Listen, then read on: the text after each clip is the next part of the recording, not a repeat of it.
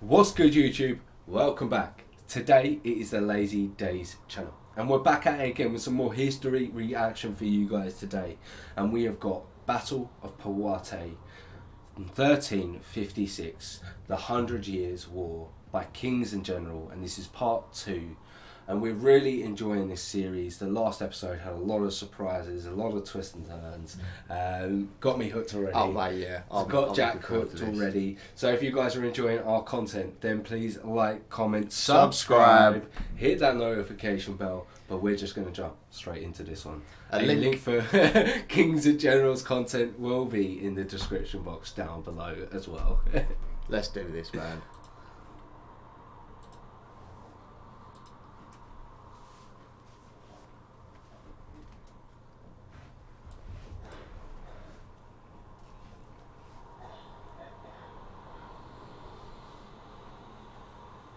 What happened there?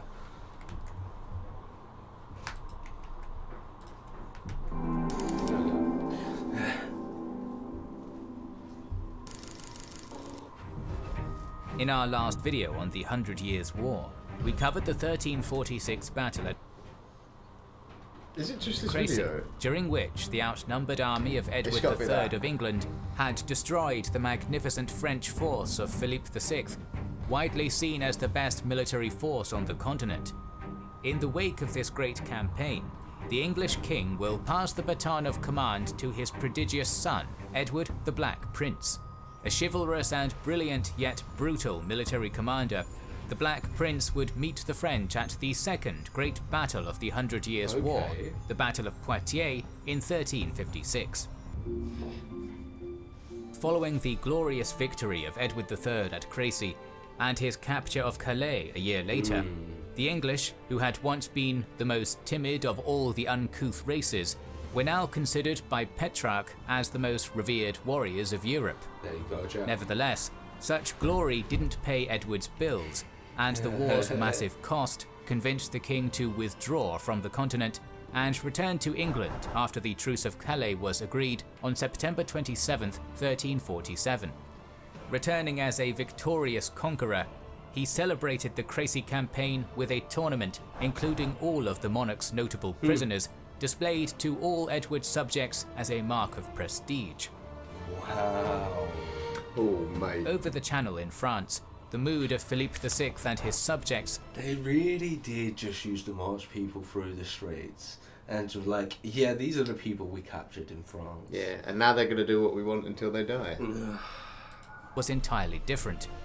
In December, the Valois king was castigated by his Estates General in Paris for his humiliating defeat and wasn't allowed to raise taxes. However, the shock defeat and prospect of capitulation to the English forced France's proud aristocracy into agreement. Together, they would fund a great invasion of England to end the war for good. Orders were immediately issued and preparations began. By the start of 1348, a new fleet was under construction, and local officials had begun assessing towns and villages for the coming levy. It seemed as though full-scale war was about to resume. However, an apocalyptic twist of fate was about to ensure that this would never happen: the Black Death. Okay. The deadly Yersinia pestis, which previously decimated the Byzantine Empire from the 6th to 8th centuries, originated in Central Asia and in the early 14th century proliferated east and west on the medieval Silk Road until it reached the Golden Horde. Its Khan, Janibeg, besieged the Black Sea city of Kaffa in 1346, but the plague began annihilating his army and he ordered that diseased corpses be catapulted into the city. By the time besieged Italian citizens began fleeing west by sea to Europe, most of them were infected or dying. First appearing in Italy near the end of 1347, the nightmarish Black Death entered France through its thriving Mediterranean ports and then spread north like a wildfire until it reached England in mid-1348. It was the greatest demographic crisis in European history. Untold thousands perished, from the highest noble to the lowliest peasant farmer. The agrarian economy fell apart and the tax base collapsed. Overall, it is estimated that a third to half of Europe might have been killed by this first wave of the plague. Jesus. Many on the continent believed that the world itself was ending. Yeah, you would in those times. By 1350, the resulting shortage of men and money from the first plague wave stalled the war for the foreseeable future, as both realms tried to recover from the disaster. Yeah, like think about it. How many places did stop because they lost the manpower and like the money and the taxation and so on and so forth? It's pretty crazy to think like how far they could have gone if that never turned up. Yeah, of course. Like how much would? But how much devastation it actually caused in the whole run is just insane. From the disaster. In late August of that year, King Philippe VI died, leaving the devastated plague-ridden kingdom to his son, the Duke of Normandy, who took the throne as Jean II. If that wasn't bad enough, a fleet of French-allied Castilian mercenaries, which had been threatening Edward's trade with Flanders and link with Gascony, was beaten by the English at Winchelsea. With the exhaustion of both England and France, back-and-forth diplomacy was the order of the day, while at the same time Edward's countrymen continued to intervene in the ongoing small-scale action of the Breton Succession War. In 1353, the English king announced that he was willing to abandon his claim to the French throne in return for all of Aquitaine, as his ancestors had ruled it, Normandy, and suzerainty over Flanders. John II accepted the terms at first, but reneged soon after, possibly having been playing for time. The war finally flared up again when England began correspondence with the maverick King of Navarre, Charles II the Bad, who, as a snubbed grandson of Louis X, had an even greater claim to the French throne than Edward. Okay. Emboldened by his new English ally, Charles felt confident enough to act against a hated enemy, the Franco-Castilian Constable of France, Don Carlos de la Cerda. King John II had given him the great county of Angoulême as a fief, lands which Charles considered his personal property. Hungry for vengeance, Charles had the constable lured into one of his own estates in Normandy, where the unfortunate victim was hacked to death. The Navarrese king then proudly proclaimed, "Know that it was I who, with God's help, killed Carlos of Spain." Jean II was furious that his favourite had been slain, but that was overruled by his fear of... I give that Frenchman something. He's got some big cojones. He's pissed. He just really, went into France, pissed. Assassinated him, and then just was like, "Deuces, I'm out. This is mine. I'll be back for it again." With the help of God, I've done it. Don't put someone else on the throne. Well, not on the throne, but in my lands, you know. Mate, that is... Encirclement by Edward III and a disgruntled ruler of Navarre with a good claim to the throne of France. Aiming to resolve the dispute, the French and Navarrese kings made a tentative peace in 1355, but it was clear that Charles wasn't satisfied. Seeking to take advantage, Edward III decided to resume military operations now that the worst effects of the plague had receded. Also at the start of the same year, prominent members of the Gascon nobility sailed north to attend the birth of their king's son, Thomas. They had brought bad news and asked for assistance. Ever since 1352, Edward's hereditary lands in Gascony had been under continuous attack by the French king's lieutenant in the southwest, Count of Armagnac, Jean I. The incursions had made such progress that by May of 1354, Armagnac forces were encamped only a few days' march from the region's capital, Bordeaux. The understrength Gascons needed help, so the English king ordered his son, Edward of Woodstock, to raise an army and sail to southern France. The Black Prince and his 2,700 professional English troops arrived in Bordeaux in September 1355 and absorbed a further 4,000 Gascon reinforcements there. At about the same time, the French king ordered a general mobilization of forces. It wasn't in time to save the south of his kingdom.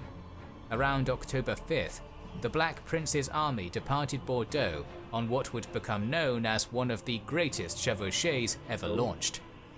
Marching in 3 parallel columns to maximize destruction, the raiding force went 100 miles south before swinging east, crossing the River Gers and entering Armagnac territory.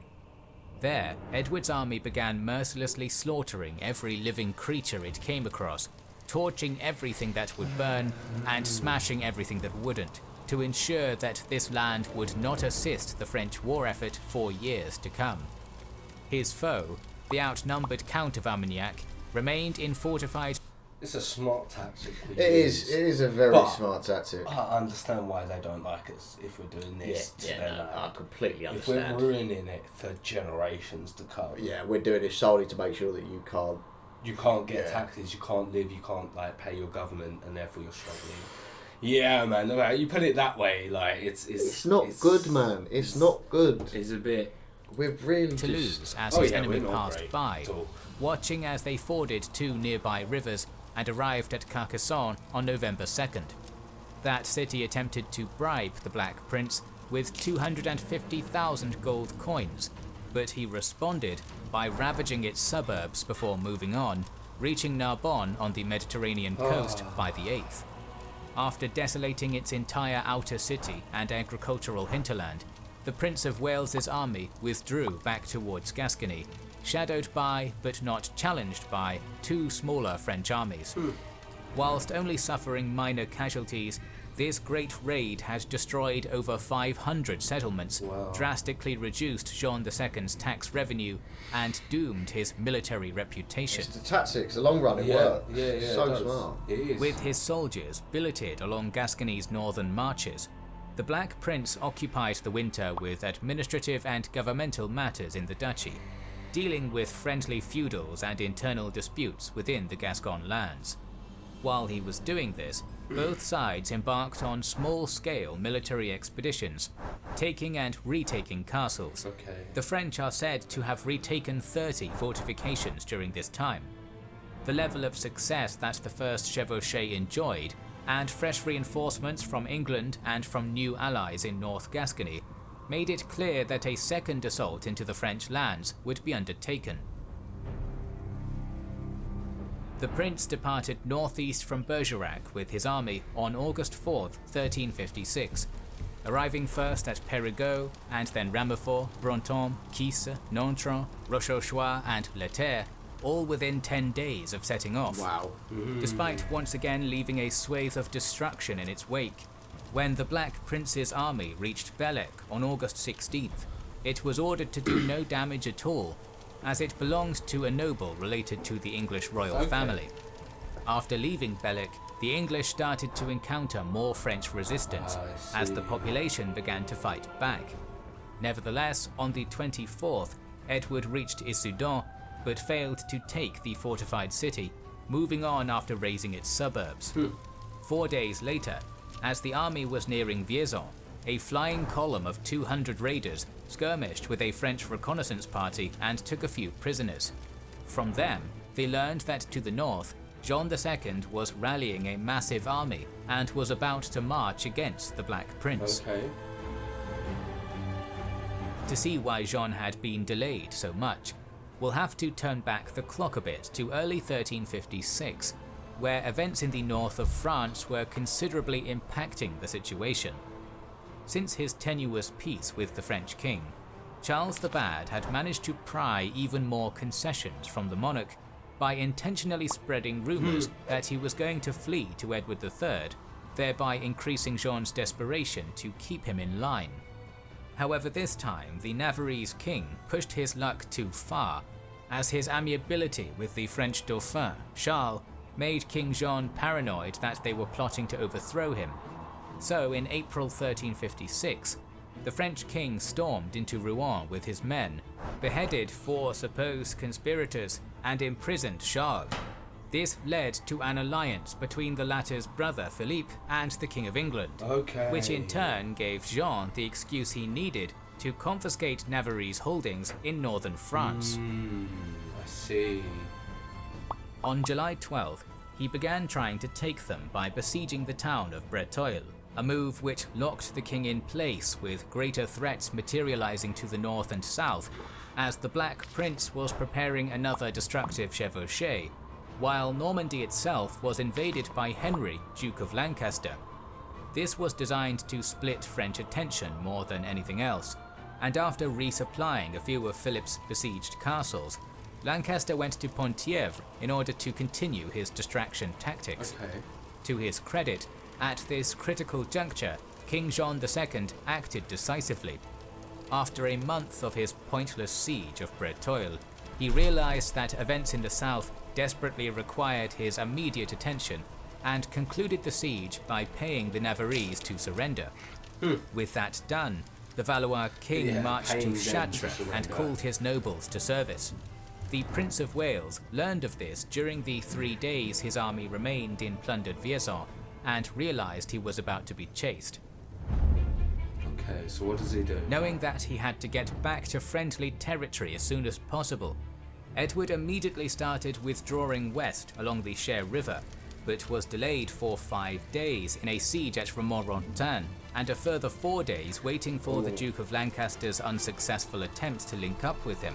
All of this gave Jean's army the time it needed to catch up with the Black Prince's plunder-laden forces, and by the time the latter reached La Haye, his army was only a day's march behind.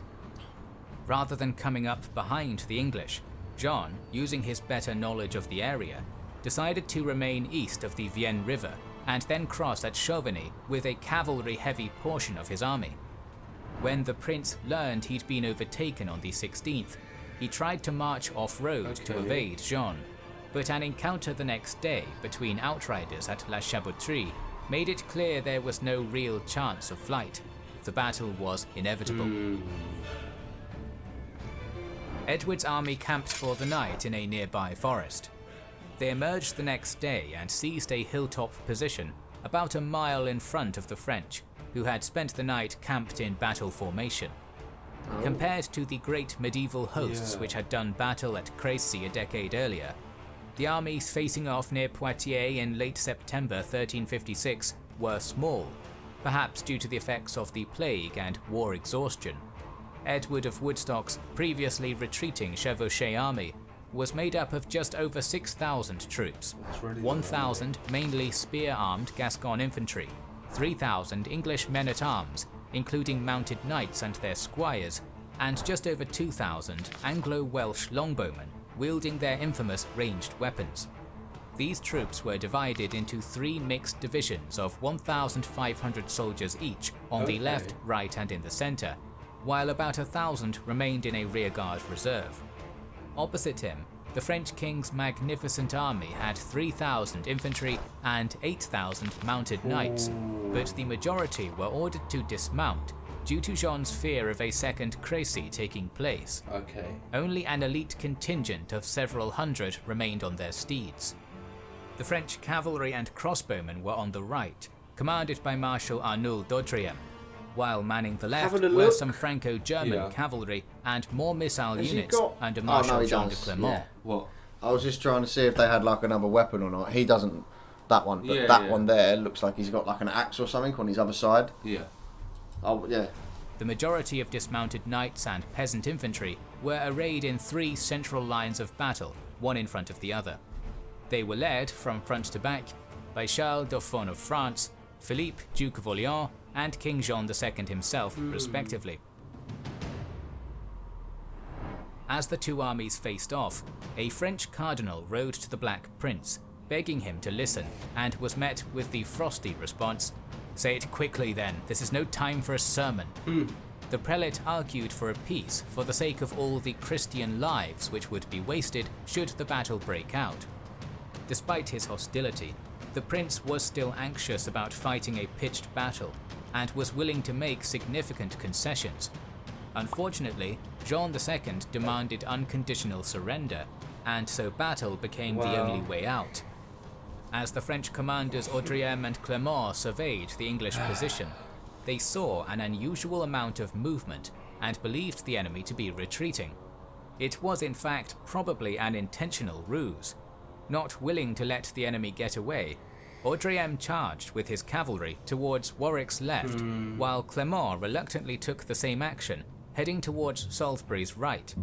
The former's well-armoured knights and horses initially resisted English arrow fire and crashed into the English infantry, inflicting significant damage on the first line.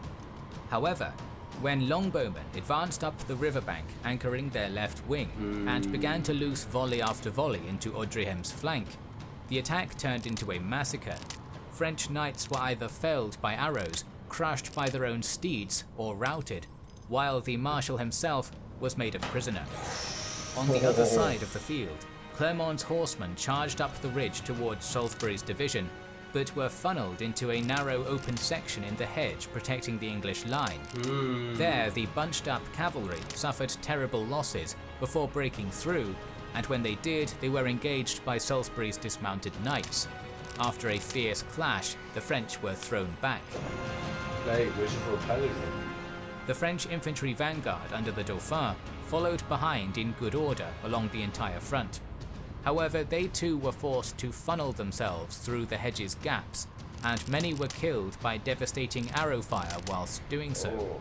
Those who broke through met the Anglo-Gascon men-at-arms in vicious hand-to-hand fighting, which lasted 2 hours, but they were finally pushed back with heavy losses and nothing to show for it. As the Dauphin's forces had been defeated, King John II ordered that his son be escorted. I'm sorry, but he just said it. Like, people were going hand-to-hand combat for 2 hours. Yeah. Like, I can't imagine these blokes just with an axe and a shield each just going at it for 2 solid hours. So I reckon that's not even that. That's long. crazy though. I don't think it's actually that long for a battle. I reckon there's battles throughout history that have gone on a lot longer for hand-to-hand combat. That is just insane. Yeah, it is crazy. I don't think me and you could do it nowadays. Oh God, no. Definitely not. Escorted from the field in case of a disaster. But it turned out to be a disastrous move. Yeah. The Dauphin's withdrawal convinced the Duke of Orleans, who led the second line of infantry, to leave the battlefield with the troops in that formation as well. Advancing with a battle axe in hand, John II led the largest and final division, crossbowmen in front and infantry behind, up the ridge towards the English. With the Black Prince's archers running out of arrows, the French king's contingent closed with the English almost unscathed, with his most elite knights and the fresh 3rd Division outnumbering the nevertheless stubborn and high morale army of the prince. When the archers ran out of arrows, they left their positions and took up swords, knives and axes, joining their comrades in the melee. At the combat's fiercest moment, the Captal de Buch gathered 200 reserve cavalry and led them in a wide swinging arc around to the French rear. He raised the flag of St. George and then charged at Jean's rear ranks. Seeing this, the Black Prince withdrew some of his dismounted knights from the line, mounted them, and had an impetuous knight called Sir James Audley lead them to crash into the other French flank. Strong. The remnant of Jean's army scattered in every direction, a significant portion of them towards a marsh called the Champ d'Alexandre, where the English longbowmen slew many of them. In the chaos, the King of France was surrounded by enemy soldiers who demanded his surrender. He refused to give himself up to common soldiers, but then the Earl of Warwick rode through and formally took Jean prisoner. All in all, while the English suffered minimal losses, probably around 100 or two, the French had lost at least 2,500 dead, including Clermont and many other nobles. Around 3,000 were also taken prisoner, including the French king himself, who was led to the Black Prince with full medieval honor. France suffered another disaster, and now its king was hostage. However, the 100 Years' War was just beginning, so make sure you're subscribed and have pressed. How is it just beginning if we've got the king? I don't get it. Hey, we've got your king. What are you gonna do? What are you gonna do? Well, I really enjoyed it, man. It's really good finding out. So good. About this type of history. It's really enjoyable. If you guys are enjoying our reaction, then please like, comment, subscribe, hit that notification bell, and we will catch you in the next video. See you in a bit.